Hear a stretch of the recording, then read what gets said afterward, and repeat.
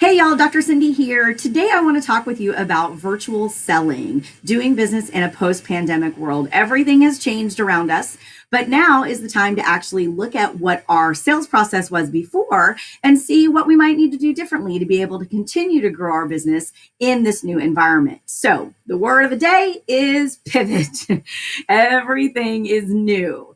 We can get back to normal, but should we? And do we really want to? And I know a lot of folks are saying, well, the fear of the new norm, we don't know what to expect, but it doesn't have to be terrible. It doesn't have to be impersonal. And technology can actually be a really huge help in increasing your own ROI. So when we talk about pivoting, it's really about looking at what served you before and what you maybe need to change to grow your business going forward. What worked previously may not necessarily work in today's environment because you can't get on an airplane or you can't see people in person. But let's look at what connections you are making and then let's build from there.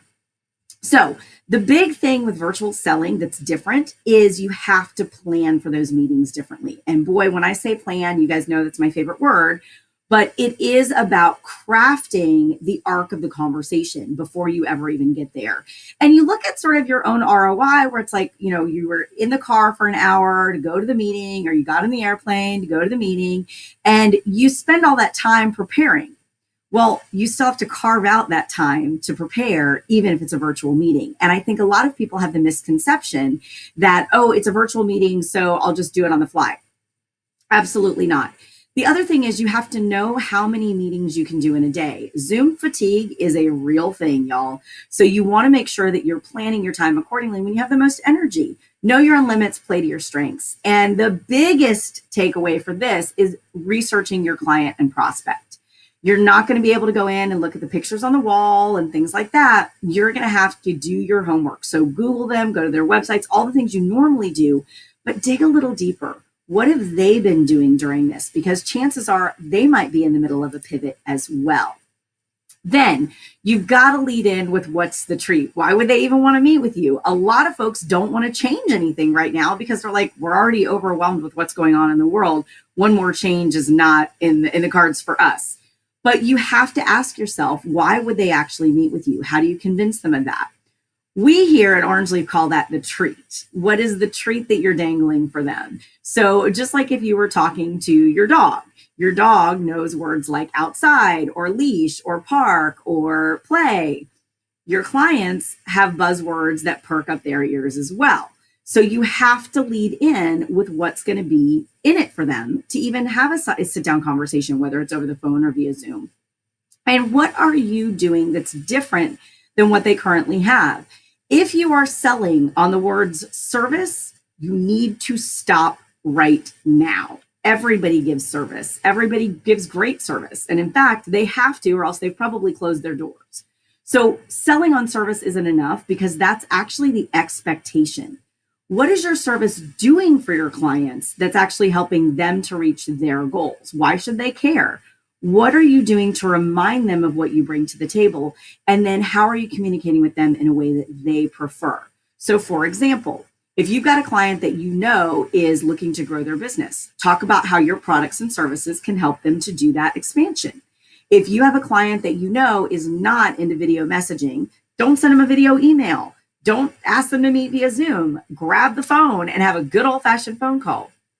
But you have to find a way to tell your story that is different than probably the way you told it in the past. Because with virtual selling in particular, you got to get to the treat faster.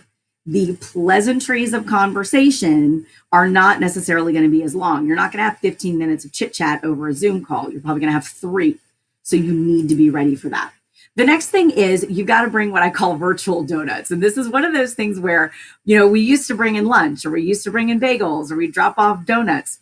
That's not something you're going to have. Now, I do have some clients that are sending snacks ahead. Sure, you can do that. But let's be honest, the donuts were never about the donuts. It was an icebreaker. It was a chance for you to have a conversation about something that was fairly disarming to get them buttered up so that they would want to talk to you. Well, now you've got to bring virtual donuts. And how do you do that? You've got to bring the treats for them. So I would suggest beginning the conversation with talking about what's most important to them. And if you don't know that, ask that question. Ask them what their goals are for today's conversation. Ask them what they want to be sure that you guys talk about. This is really the secret to consultative sales, is the guiding of this conversation. And this is up to you as the salesperson. Structure is uber important. Now, at Orange Leaf Consulting, we call this the TALK model, and that's simply an acronym, but it stands for trust, ask questions, link it together, and keep the conversation going. Now, I want to pause on trust for just a moment. Salespeople notoriously mix up trust and rapport. Rapport is I like you, I can hang out with you, I can go play golf with you. Trust is that I'm willing to open my folders and show you all the challenges my business is having and how your product and service might be able to help me. Trust is me being willing to tell you my business challenges, even though I know you work in this vertical and you work with my competitors. You have to establish trust to get the info you need to find out if your product and service is a fit for your client. And what I would encourage you to do is call out the elephant in the room. So for example, I have an insurance client and they sell very specifically in a vertical with auto dealers. So when you're meeting with an auto dealer, you don't want to necessarily tell them everything that your competitors are doing. You wouldn't do that because that would break trust. But what you can do is call out the elephant in the room and say, I know that you know I work with other dealerships, and just as I do with them, whatever you tell me stays between us. Same thing that I do with every client I've got. So in today's conversation, I hope that we can have an open and honest dialogue about your business goals, and your business challenges to see how we can help. It disarms them. That's your virtual donut. Then you get into asking the questions, and asking the questions is really those open-ended questions. Now, salespeople struggle with this one too, because we kind of get into rapid fire questioning where we're asking question after question after question. Do you have this? No. Do you have this? Yes. Do you have this? No. That's not going to give you any information. The goal of a consultative conversation, especially with virtual selling, is to get them talking. You talk 20% of the time, they talk 80% of the time. And then once you've asked all your questions is when you get to do the L part, which is linking it to everything that you guys have to offer. How are their challenges going to be solved by whatever you're offering? And then finally, the K is one of the most often skipped steps for salespeople, especially in the virtual realm, and it is keep the conversation going. This is where you leave with a firm next step that you guys are going to get together and talk about something, or you're going to sign a contract. There is a firm next step that both parties agree to.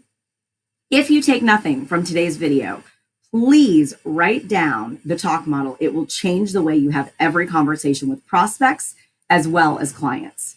Now, the new language, you've got to have a little bit of the art of small talk up your sleeve because it is an awkward thing to sell virtually. Now, we've been in business for 11 years and we've been selling virtually for 11 years. We are a completely remote company and always have been.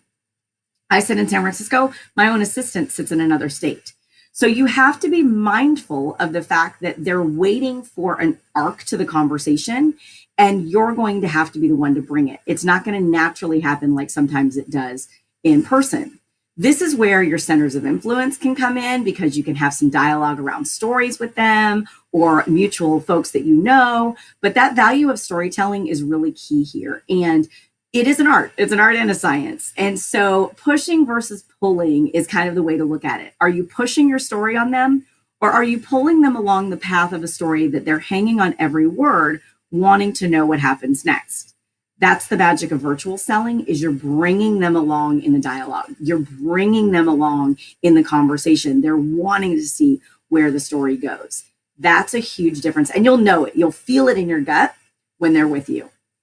Now, yes, the first lady of sales is about to talk about marketing, but it's really important in virtual selling. You've got to know when to cue the marketing. When are you sending them tickle files of things like articles or video emails? When are you actually creating that digital dialogue with them? And then how are you tracking the digital body language, which is a real thing? It's not just the body language of you seeing them on the screen, but it's how they're interacting with all of your stuff, how they're interacting with the emails that you send, with the videos that you send. How soon are they opening them? Are they forwarding them?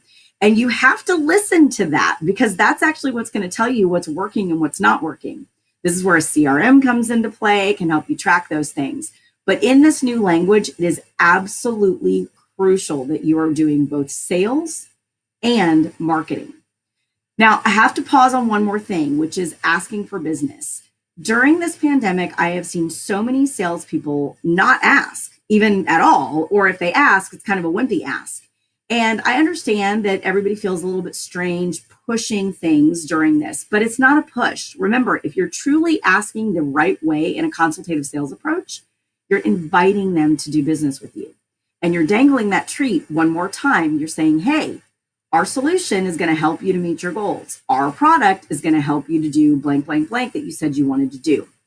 So don't be afraid to ask in this new world. Now, I know I've gone super fast today, so I encourage you to please reach out with questions. You can post them right here, or you can reach me at hashtag Ask Dr. Cindy or at 1stladyofsales.com. And happy selling out there, guys. Have a great day, and I look forward to hearing your success stories.